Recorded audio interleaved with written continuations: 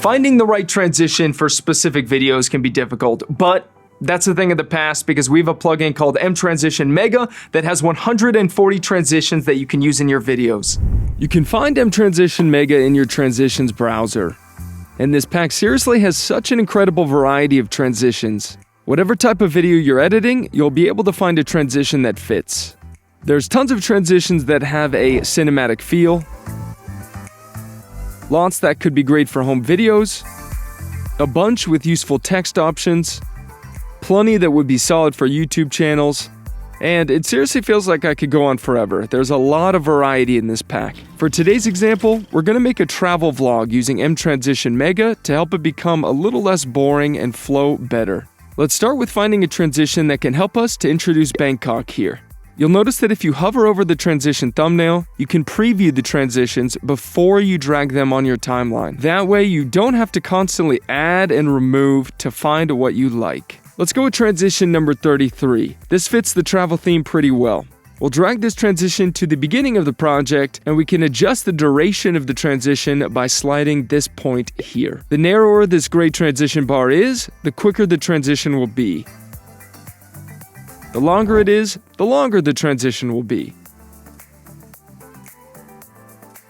I think that duration looks fine. If you click on any transition from mTransition Mega and head into your inspector window, you'll notice you have some options that you can adjust.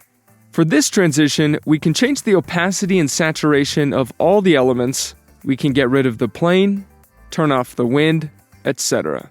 We're not going to use transitions for every cut because that can become overkill pretty quickly, but I think it's important to have some type of separation from the title shot, which is this shot here, and the rest of the video. Let's go with transition 111 to do the trick. I love this one. We'll drag it in between our footage, and let's head into our inspector window again. I like the default color of the transition, but just to show you, we can change the color of this transition and make quick adjustments to parameters like the intensity of the comic look.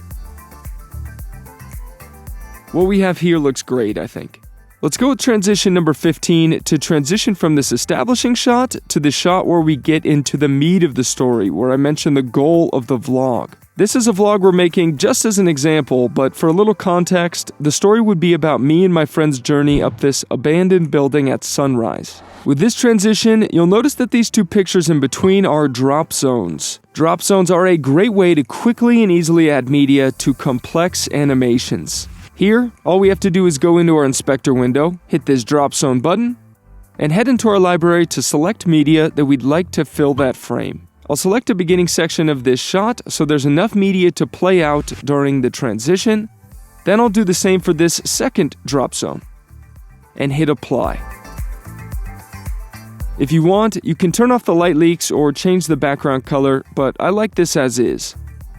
If I try and add a transition from this clip to this clip, you'll notice that this warning pops up. All this means is that one of those clips, or both, don't have enough media to make the transition with. And if I click on the end of this clip, you'll see that it's red. That means this is the first frame of this clip.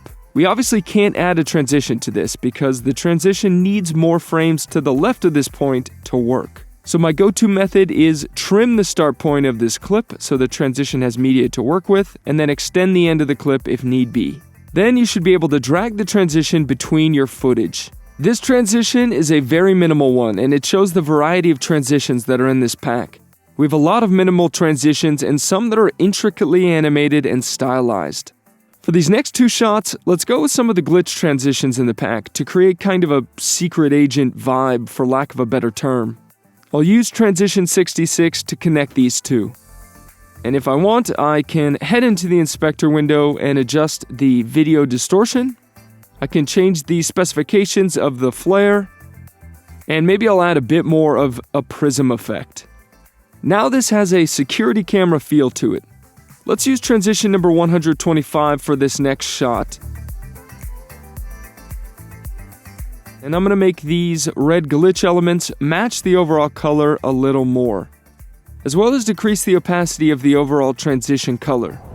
Okay, from this shot to this shot is the big reveal. It's showing what we're able to see from the top after climbing 49 floors. Let's use transition 110, which is one of the many text option transitions. We'll drag it in between our clips here, and since I want the transition to move a little slower so we can see the text better, let's drag out our transition duration. Here's something cool about the text transitions in mTransition Mega. Just click on the transition, go to your viewport, double-click your text, and you're able to type in the text you want without ever having to even open the inspector window. Obviously, you'll need to head into the inspector if you want to change the font or the background color though, but I like what we have here, so I'll leave it. I'll let these cuts play out as hard cuts, but I'd like to transition from this shot with my camera to my drone shot. Let's go with transition 136 in the pack, which is like a customizable zoom out transition.